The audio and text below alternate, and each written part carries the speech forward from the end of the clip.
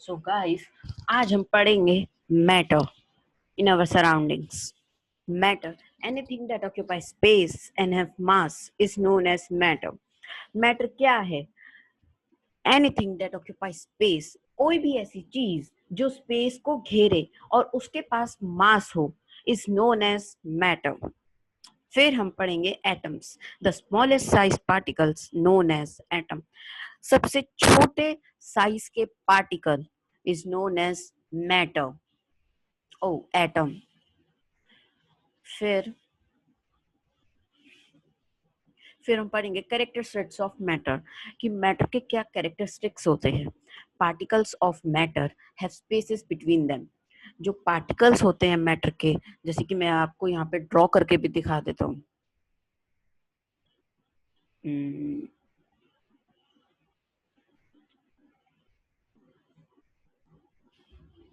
ये देख लीजिए, ये मान लीजिए कि ये कोई मैटर है, ठीक है। और आप सभी जानते हैं कि इसके अंदर ये छोटे छोटे से होते हैं पार्टिकल्स, इसके, है ना, होते हैं ना।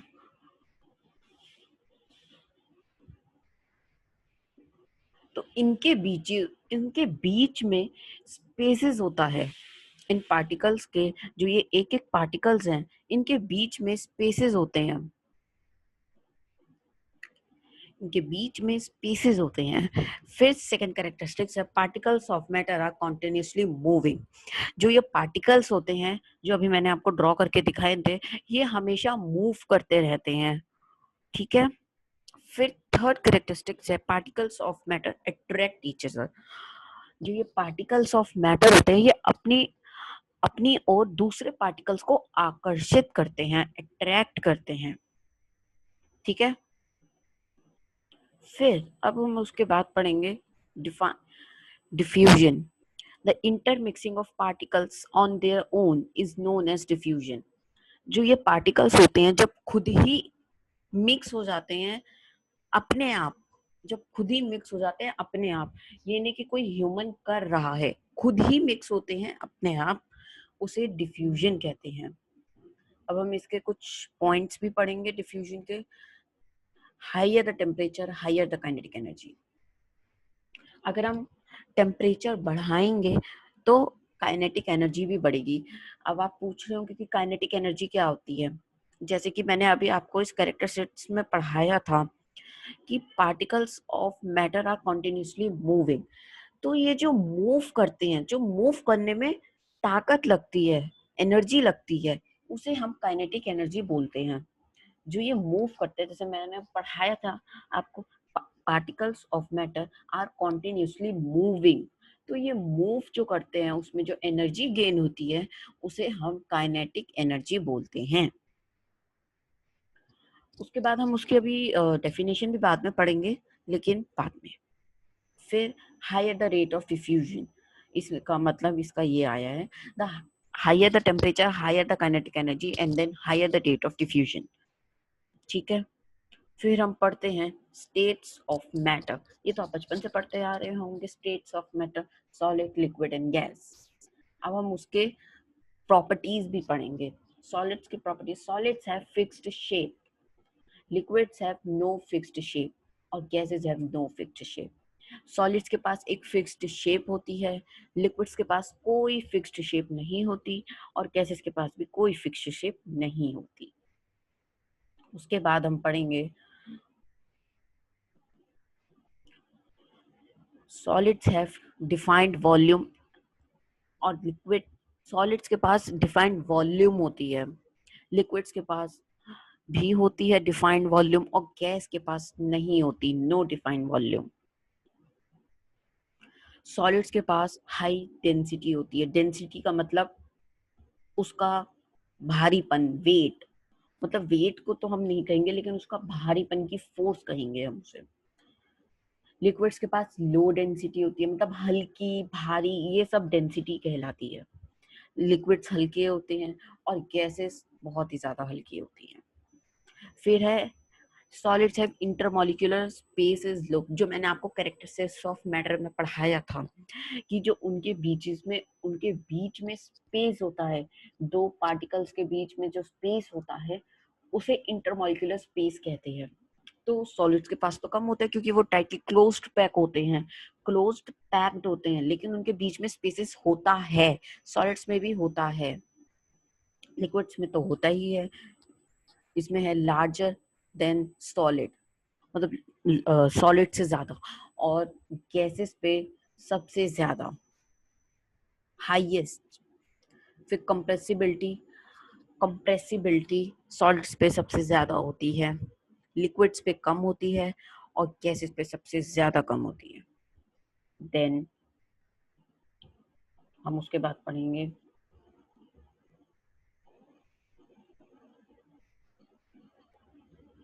सॉलिड इज रिजिड, एकदम पकड़ के एकदम रिजिड होकर रहता है, मतलब कि एकदम टाइट रहता है, वो इतनी आसानी से टूटता नहीं है। फिर लिक्विड्स इज फ्लूइड, मतलब कि फ्लूइड लिक्विड्स, मतलब जो बहती है उसे हम फ्लूइड्स कहते हैं, और गैसेस भी फ्लूइड्स ही होती हैं। फिर larger intermolecular force of attraction, attraction मैंने आपको उसमें भी पढ़ाया था कैरेक्टरिस्टिक्स ऑफ में। तो अट्रैक्शन सबसे ज्यादा उसमें होती है क्योंकि सॉलिड्स के पार्टिकल्स सबसे ज्यादा अपने टाइट क्लोज पैक्ड रहते हैं ना, तो इसी की वजह से कि उनमें intermolecular force of intermolecular spaces कम होते हैं और उनपे इंटरमॉलिक्यूलर फोर्स ऑफ अट्रैक्शन ज्यादा होता है, इसीलिए वो टाइटली क्लोज पैक्ड रहते हैं। फिर गैसेस में लोअर देन सॉलिड्स, और गैस में सबसे लीस्ट। फिर particles of solid have least kinetic energy, जो पार्टिकल्स है सॉलिड्स के उसके पास सबसे कम काइनेटिक एनर्जी होती है क्योंकि वो एक एक दूसरे से चिपक चिपक के रहते हैं, तो वो मूव कम करते हैं क्योंकि उनके बीच में स्पेसेस कम होता है, तो इसलिए वो मूव भी कम ही करते हैं। लिक्विड्स में हायर देन सॉलिड, और गैसेस में सबसे ज्यादा। अब मैं आपको काइनेटिक एनर्जी की डेफिनेशन बताता हूँ।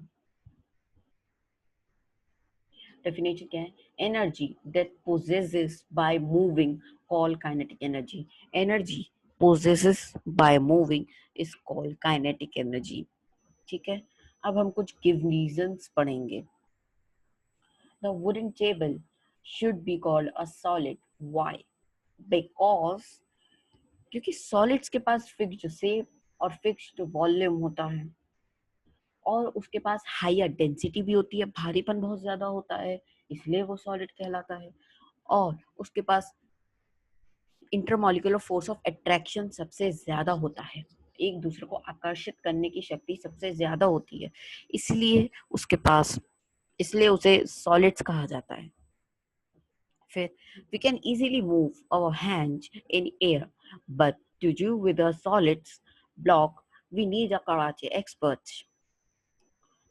तो द वुडन सॉलिड, जो जैसे आपने वुडन की शीट्स देखी होंगी जो कराटे एक्सपर्ट्स तोड़ते हैं, है ना, तो वो जो वुडन सॉलिड होता है बहुत स्ट्रॉन्ग होता है, इंटरमॉलिक्यूलर फोर्स ऑफ अट्रैक्शन बहुत ज्यादा होता है, स्पेसेस कम होते हैं, and weak intermolecular force spaces, तो उनपे वीक होता है इंटरमॉलिक्यूलर फोर्स स्पेसेस।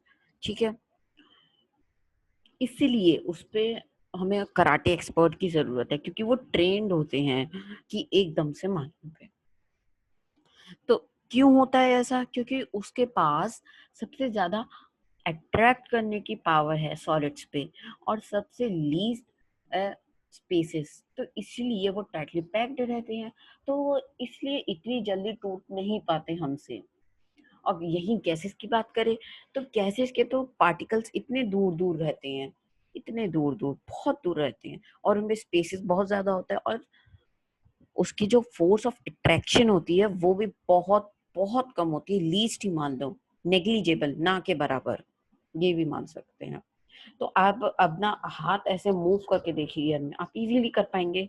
और अगर आप एक वुडन टेबल भी ले लीजिए, उसे ऐसे करके देखिए, उस पे मार के देखिए, उस पे अपना हैंड मूव करके देखिए, तो आप नहीं कर पाएंगे क्योंकि उसके जो आपने अभी रीजन पढ़ लिया। फिर है a gas fill completely the vessel in which it is kept, why? तो गैस होती है वो एक वेसल पे completely फिल कर जाती है, और वो किस चीज में केप्ट रहती है? It have no intermolecular force of attraction, तो उसमें इंटरमॉलिक्यूलर फोर्स ऑफ अट्रैक्शन है नहीं, and strong the intermolecular spaces, तो जो उसके पीस स्पेसेस बहुत कम है, बहुत दूर दूर है, तो अगर हम उसे एक गैस को एकदम से छोड़ेंगे तो उसके बीच में स्पेसेस तो है नहीं, तो वो धम से जाएगी उधर, बहुत तेज जाएगी, बहुत स्पीड से जाएगी, इसलिए वो बहुत जल्दी। फुटबॉल में आपने हवा भरवाई होगी, याद है ना आपको, फुटबॉल में आपने हवा भरवाई होगी, तो वो गैसेस इसीलिए जल्दी से भर जाती है। आप फुटबॉल में वो भरवा सकते हैं, सॉलिड्स टेबल्स भरवा सकते हैं कि आप उस पर नहीं जाएगी वो टेबल, है ना, गैसेस जा सकती है बस। चेंज ऑफ मैटर, आप मैटर को चेंज कैसे कर सकते हैं, जैसे solids to liquid, liquids to gases, gases to liquids, ठीक है। तो कैसे कर सकते हैं, बाय इंक्रीजिंग द टेम्परेचर, अगर आप टेम्परेचर बढ़ा दे तो मैटर चेंज हो जाएगा। जैसे आपने एक वो आइस क्यूब ले ली, उसे आपने धूप में रख दिया, उसका टेम्परेचर इंक्रीज हुआ तो उसका मैटर चेंज हो गया और वो लिक्विड में हो गया। फिर आपने उसी लिक्विड को धूप में रखे रहने दिया, फिर उसमें और टेम्परेचर बढ़ा तो वो गैसेस में आ गया, तो ये मैटर चेंजेस हुए ना बाय चेंजिंग द प्रेशर। अगर आप उसे प्रेशर चेंज करेंगे तो वो भी मैटर चेंज कर जाएगी, जैसे कि नैप्थलीन बॉल्स और कैम्फर वगैरह, वो अभी हम आगे पढ़ेंगे। By changing the temperature and pressure both, ये जो नैप्थलीन बॉल्स होती हैं ये भी ऐसी बनती हैं, और नैप्थलीन बॉल्स में ऐसा होता क्या है वो अब हम पढ़ेंगे, सब्लिमेशन होता है उनमें।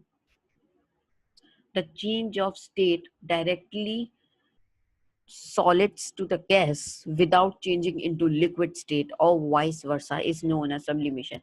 मतलब कि sublimation का क्या है, एक solid डायरेक्टली कन्वर्ट हो जाता है गैसेस में विदाउट चेंजिंग इनटू लिक्विड्स, मतलब कि जो सॉलिड है वो डायरेक्टली गैसियस स्टेट में आ जाता है, गैसियस स्टेट में आ जाता है और विदाउट पासिंग लिक्विड स्टेट, वो लिक्विड स्टेट को पास नहीं करता। जैसे कि नैप्थलीन बॉल्स, वो फिनाइल की गोलियां, उसे नैप्थलीन बॉल्स बोलते हैं फिनाइल की गोलियां को।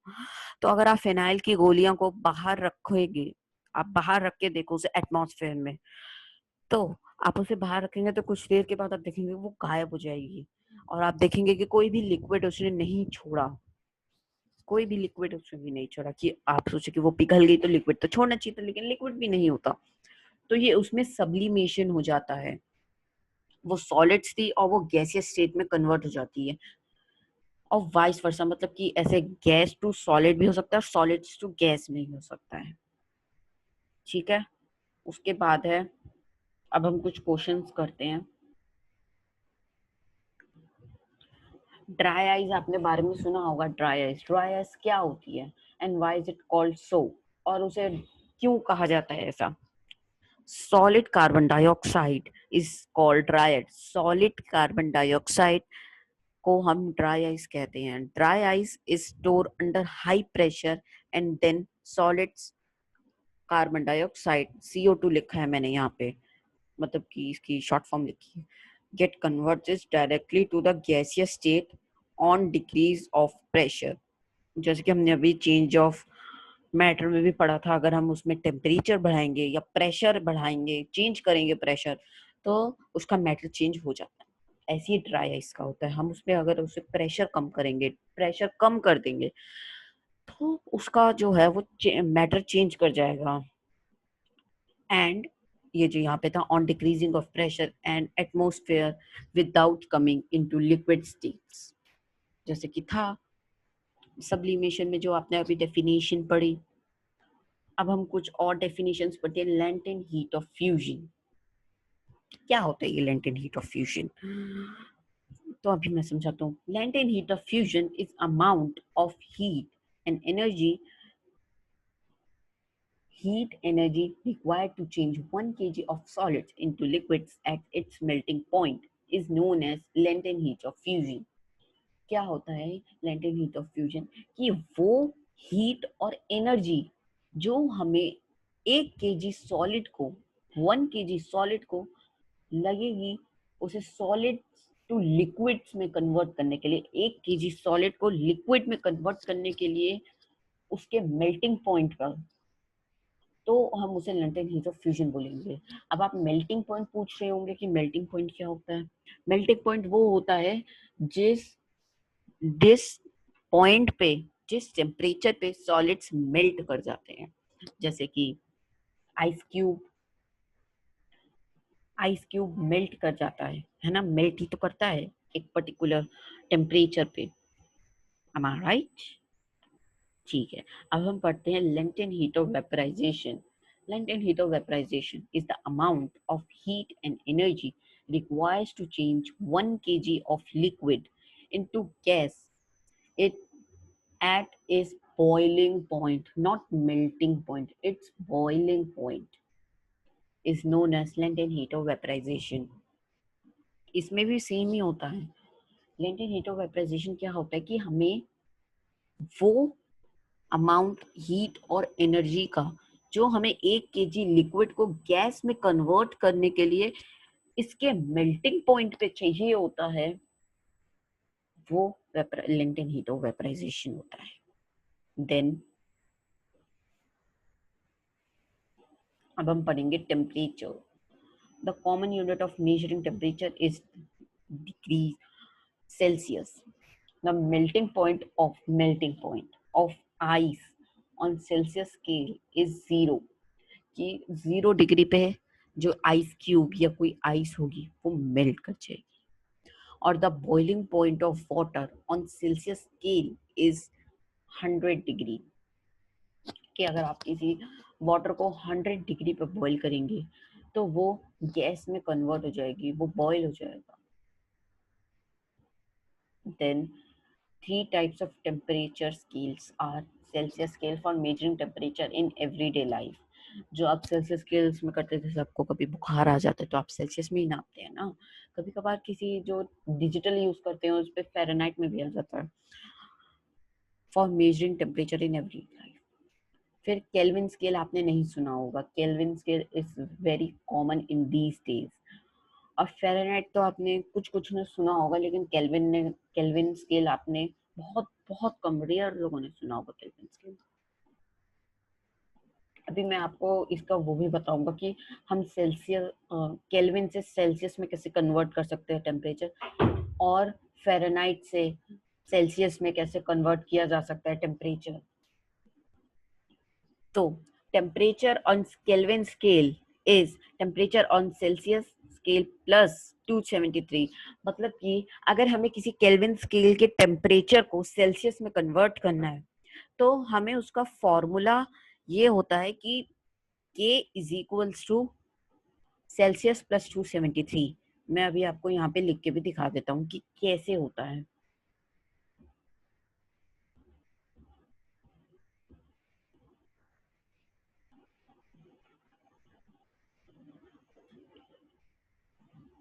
एक मिनट। हाँ, केल्विन स्केल का चेंज करने का फॉर्मूला होता है K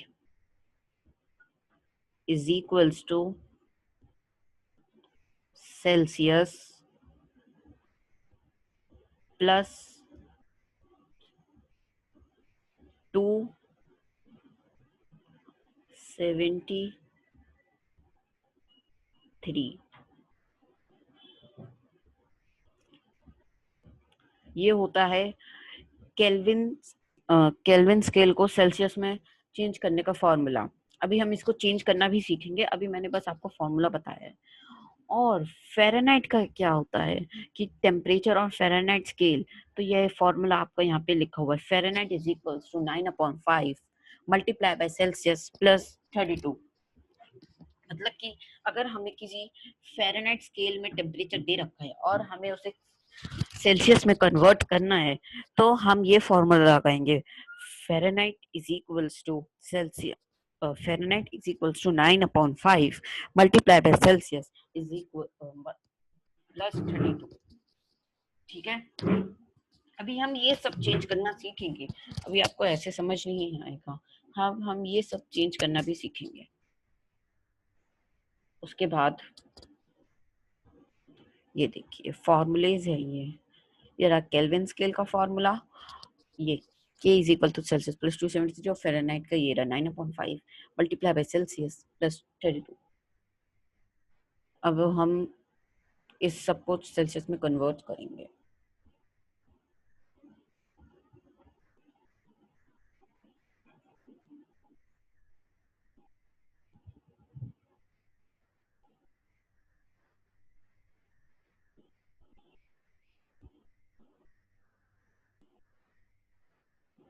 हाँ, तो ये रहा, convert the following into Celsius. अब यहाँ पे हमें दे रखा है 50 फ़ारेनहाइट, तो हम इसे सेल्सियस में कन्वर्ट करेंगे बाय यूजिंग दिस फॉर्मूला। तो पहले हम फॉर्मूला लिखेंगे F is equals to 9/5 multiply by Celsius plus 32। फिर फ़ारेनहाइट की जगह पे हम फ़ारेनहाइट रखेंगे, हम फ़ारेनहाइट की जगह पे फ़ारेनहाइट रखेंगे। 50 is equals to 9/5 multiply by Celsius plus 32। फिर यहाँ पे प्लस का 32 था, ये लेफ्ट हैंड साइड पे जाके माइनस का हो गया। फिर हमारा आंसर आया 18 is equals to 9/5 multiply by Celsius. फिर अब आपने रेसिप्रोकल तो सुना ही होगा कि ये जो यहाँ पे डिवाइड है ये ऊपर जाके मल्टीप्लाई हो जाएगा, और ये जो यहाँ पे मल्टीप्लाई है ये नीचे जाके डिवाइड हो जाएगा। तो मैंने यही सिंपल किया है। 18 इज 18 मल्टीप्लाई बाय 5 अपॉन में 9, ये कटा 9 से 2 से, ये कटा, उसके बाद आया 10 सेल्सियस इसका आंसर, 10 सेल्सियस। तो 50 Fahrenheit is equals to 10 Celsius. अब हम केल्विन स्केल में सीखते हैं। अब हमें ये दे रखा है 450 केल्विन, कोई दिक्कत नहीं है, हम इसे फॉर्मूला को यूज करके बहुत आसानी से निकाल सकते हैं, बहुत आसानी से। K is equal to Celsius plus 273, ये फॉर्मूला है केल्विन का। फिर हम अभी जैसे सेम करा था वैसे ही करेंगे, केल्विन की जगह पे केल्विन रखेंगे। 450 is equal to Celsius plus 273। फिर 450 माइनस ये जो यहाँ पे प्लस का था लेफ्ट हैंड साइड जाके माइनस हो गया। 450 minus 273 is equals to Celsius, 237 is equals to Celsius. ये इसका आंसर है। इसका मतलब 450 Kelvin is equals to 273 Celsius. Understand? उसके बाद ये पेपर में आता जरूर है, what is the physical state of water at इतना टेम्परेचर। अब मैं बताता हूँ कि ये जो हमें सेल्सियस दे रखा है 250 सेल्सियस, तो इस पे जो ये वाटर होगा वो क्या होगा, सॉलिड होगा, लिक्विड होगा या गैस होगा? वाटर क्या होगा 250 सेल्सियस पे? अभी आपने उसका बॉइलिंग पॉइंट पढ़ा था किसका, वाटर का, कि 100 डिग्री पर वो गैस बन जाता है, तो 250 पे तो वो गैस पूरा बन जाएगा।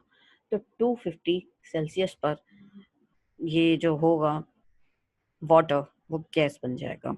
उसके बाद 100 सेल्सियस, 100 डिग्री सेल्सियस, तो इस पे क्या होगा, लिक्विड और गैस बोथ। क्योंकि वो जो लिक्विड होगा वो गैस बनना शुरू हो जाएगा, कुछ गैस बन चुका होगा और कुछ बनने वाला होगा, जो बन रहा होगा, जो बनने वाला है वो बन रहा होगा। तो इसलिए वो बोथ रहेंगे, कि दोनों रहेंगे, लिक्विड और गैस दोनों ही रहेंगे। अब हम पढ़ेंगे effect of changing in temperature. melting point, the temperature in which the solid is melt into liquid। ठीक है? फिर freezing is also known as solidification, मतलब किसी चीज को हम जैसे लिक्विड्स को फ्रीज कर देते हैं, रेफ्रिजरेटर में रख देते हैं फ्रीज करने के लिए, तो फ्रीजिंग को हम सॉलिडिफिकेशन भी बोलते हैं। अगर आपके कुछ टीचर्स पेपर में दे दे कि सॉलिडिफिकेशन क्या है, तो आप बोलेंगे ये तो हमें पढ़ाया नहीं, लेकिन फ्रीजिंग को हम सॉलिडिफिकेशन, फ्रीजिंग का दूसरा नाम सॉलिडिफिकेशन है। और freezing is the reverse of melting, ये तो सब आप जानते हैं कि अगर हम किसी चीज को मेल्ट करेंगे तो उसी का उल्टा फ्रीज होगा। फिर condense is the reverse of the melting, किसी चीज को हम ठंडा कर रहे हैं तो उसे कंडेंसेशन कहेंगे, तो उसका रिवर्स होगा मेल्टिंग। फिर condense means to cool down any substance. ठीक है? अब मैंने यहाँ पे कुछ टेबल बनाई है कि सॉलिड्स टू लिक्विड्स में मेल्टिंग होगी, फिर लिक्विड्स टू गैस में बॉइलिंग होगी, और गैस टू लिक्विड्स में होगी कंडेंसेशन, और लिक्विड्स टू सॉलिड्स में होगी फ्रीजिंग, और सॉलिड से गैस में होगी सब्लिमेशन, और vice versa. Okay. For any, ये कुछ क्वेश्चंस हैं। For any substance why does the temperature remain constant during the change of state. मतलब कि हम स्टेट को चेंज कर रहे हैं तो कुछ समय के लिए प्रेशर जो होता है, मतलब टेम्परेचर जो होता है वो कांस्टेंट रहता है। क्यों क्यों रहता है वो? Because the temperature remain constant during the change of state, because the the heat supplied is utilized to overcome and the intermolecular force of attraction between the particles of matter। इसका मतलब कि जब वो चेंज हो रहा होता है उस समय जो उसे हीट सप्लाई की जा रही होती है वो यूटिलाइज हो जाती है, तो वो जो थोड़े से बच जाते हैं इसलिए वो कांस्टेंट रहते हैं इंटरमॉलिक्यूलर फोर्स ऑफ अट्रैक्शन के चलते। फिर हम पढ़ेंगे इवेपोरेशन की डेफिनेशन फॉर क्लास नाइन्थ के लिए है ये। ठीक है। द फिनोमिना, फिनोमिना का मतलब अपने आप होना। Okay. The phenomena of change of liquid to the vapour state at any temperature below the boiling point of liquid is known as vaporisation और इवेपोरेशन। कि मतलब वो वह फिनोमिना जो लिक्विड को वेपर में कन्वर्ट करती है किसी भी टेम्परेचर पे, लेकिन उससे उसके बॉइलिंग पॉइंट से नीचे, उसके बॉइलिंग पॉइंट से नीचे। अब हम पढ़ेंगे कुछ फैक्टर्स जो इवेपोरेशन को अफेक्ट करते हैं। सरफेस एरिया, ये मैं मैथ्स नहीं पढ़ा रहा हूँ, ये साइंस ही है। Surface area, higher the surface are faster the evaporation. मतलब कि अगर आप एक बाउल ले लो, ठीक है, एक छोटा बाउल ले लो और एक आप प्लेट ले लो, प्लेट, बड़ी प्लेट, तो आप देखोगे जो उसका, आप उसमें पूरा पानी फिल कर दो, प्लेट में भी और बाउल में भी, तो उसका जो बाउल का होगा वो सरफेस कम होगा, उसका जो ओपन एरिया होगा वो सरफेस कम होगा। मैं अभी आपको बताता हूँ, आपको ऐसे समझ नहीं आएगा।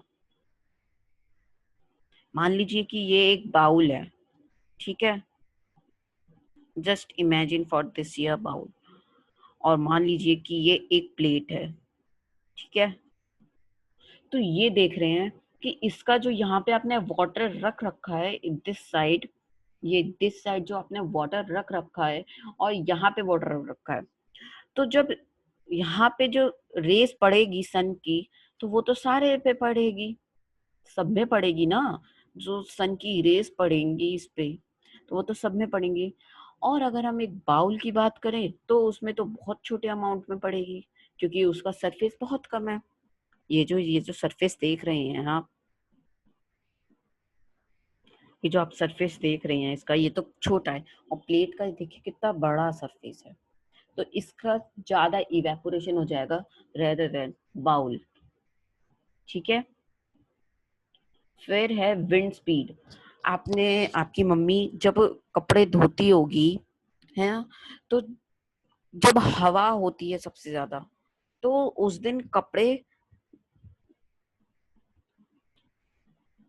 हाँ, तो जिस दिन हवा होती है उस दिन कपड़े देर से सूखते हैं, क्योंकि higher the wind speed slower the evaporation. क्योंकि विंड स्पीड ज्यादा होगी तो इवेपोरेशन हो ही नहीं पाएगा, मतलब होएगा लेकिन ज्यादा नहीं हो पाएगा इवेपोरेशन, इसलिए कपड़े लेट सूखते हैं।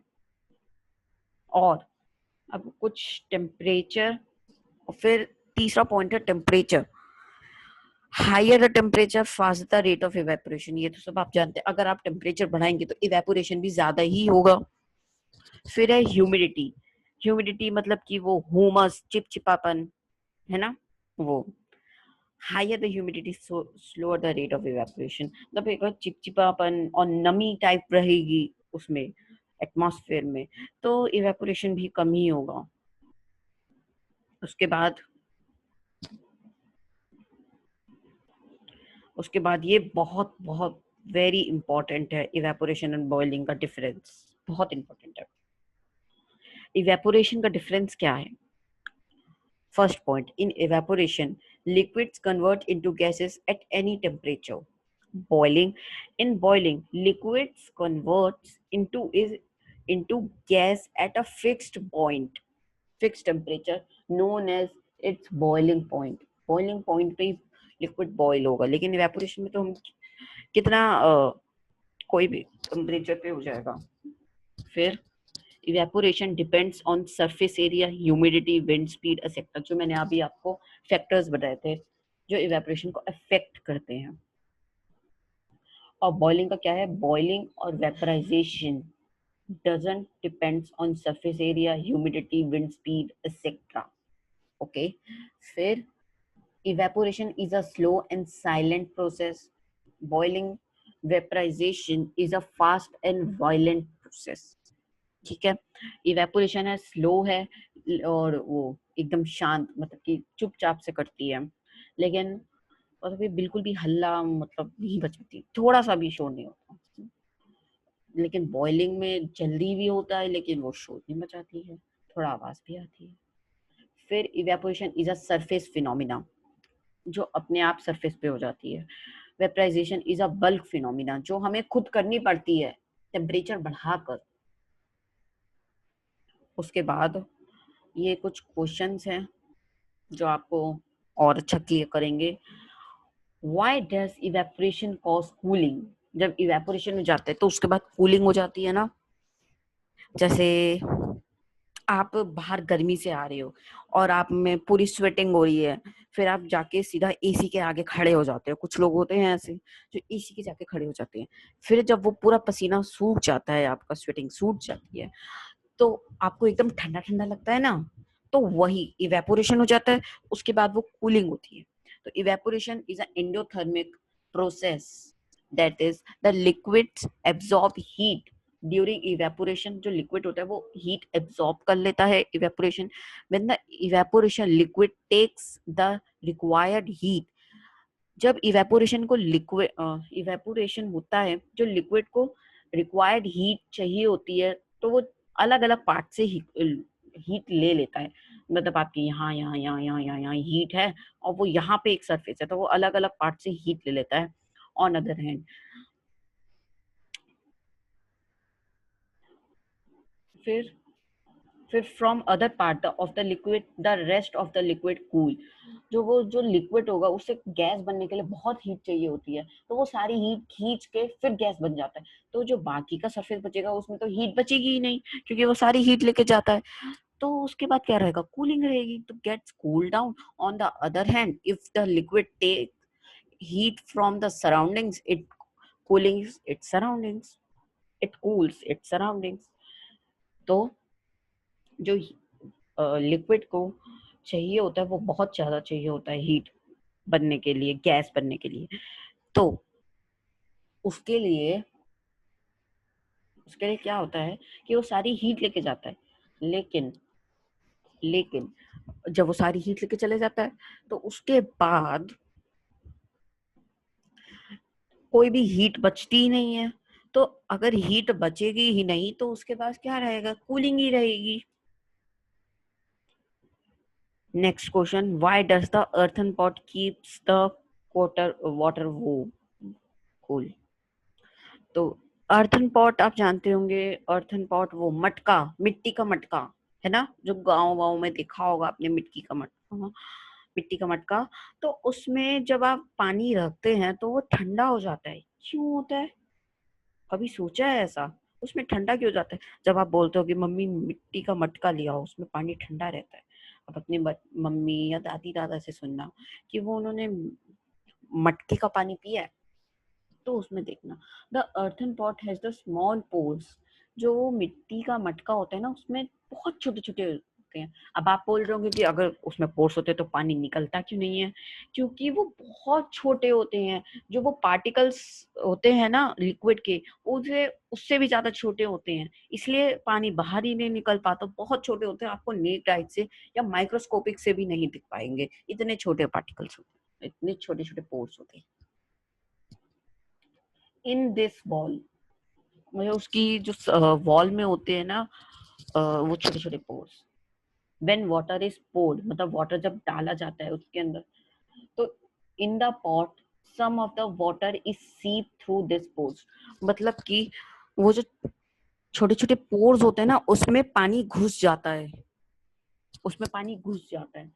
Through this pores the water in the pores absorb heat, जो वो वाटर होता है उसे हम धूप में रख देते हैं या फिर कहीं रख देते हैं, तो वो जो पोर्स का मतलब कि जो पोर्स में वाटर होता है वो सारी हीट एब्जॉर्ब कर लेता है, absorb heat from the earthen pot, मिट्टी के मटके से सारी हीट एब्जॉर्ब कर लेता है, and the water inside the earthen pot evaporates and hence the earthen pot keeps the water cool, मतलब कि वो छोटे छोटे पोर्स में पानी घुस जाता है और वो सारी हीट एब्जॉर्ब करके इवेपोरेट हो जाता है, ठीक है।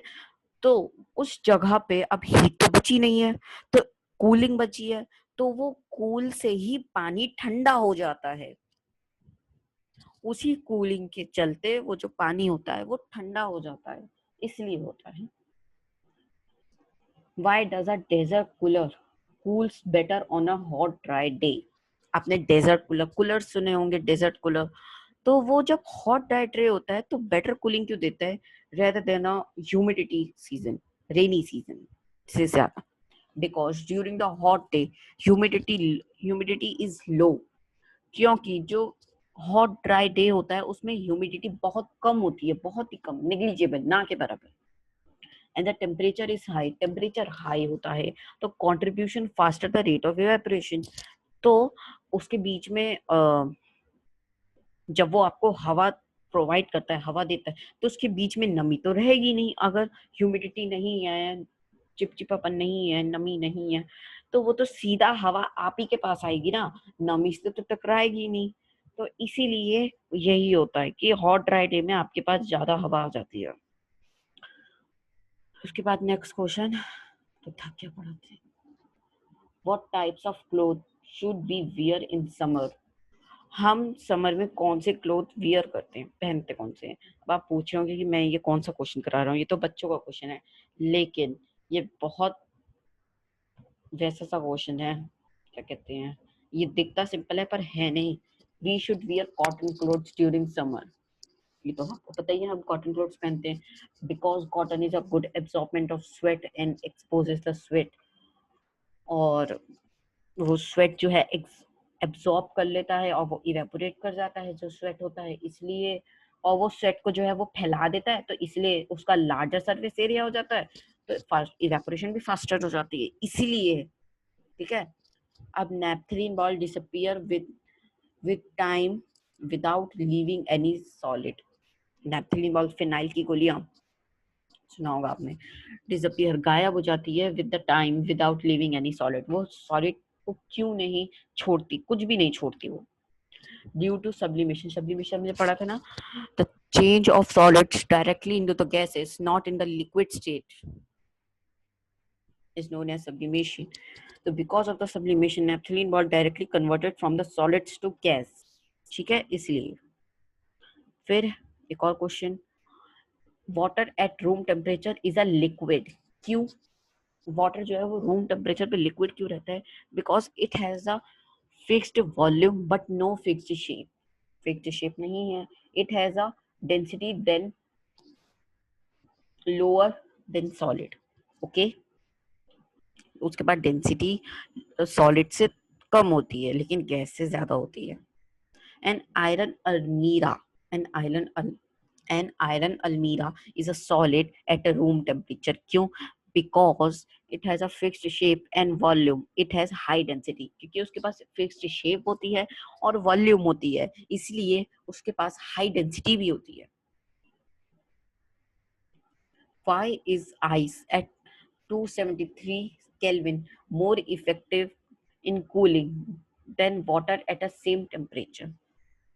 क्यों होता है, क्योंकि ice on coming in contact with the skin of the person will absorb more heat than water at the same temperature. The heat absorbed will be equal to its length and heat of fusion. ठीक है, उसके बाद अगला question, बस ये last question है, उसके बाद होता है what produce some severe burns boiling water और स्टीम।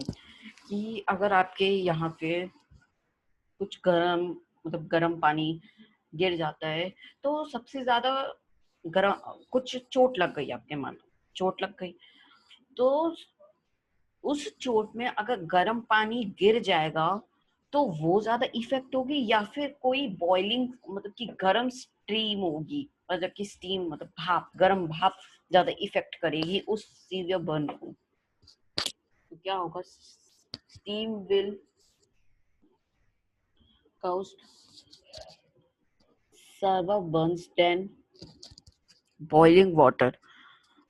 जो स्टीम होगी वो ज्यादा इफेक्ट करेगी उस बॉइलिंग वाटर से ज्यादा, at the same temperature, because steam on coming in contract with the body of पर पर्सन, क्योंकि स्टीम आने वाली होती है उस बॉडी के उस उस कॉन्ट्रैक्ट में विद उसकी बॉडी के साथ और उसके पर्सन में, फिर will more heat than boiling water. तो स्टीम के पास ज्यादा हीट होती है, मतलब कि ज्यादा टेम्परेचर होता है बॉइलिंग से, मतलब कि बॉइलिंग वाटर से ज्यादा वो होता है, गर्माही ज्यादा होती है उसके पास। तो boiling water heat than the boiling water, the heat release will equal to its steam, the heat of vaporization। तो स्टीम ज्यादा करेगी।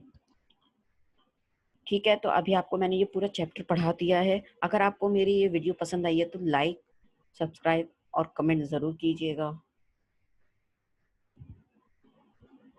ठीक है, और तब तक के लिए टाटा, और मिलते हैं आपसे। बाय।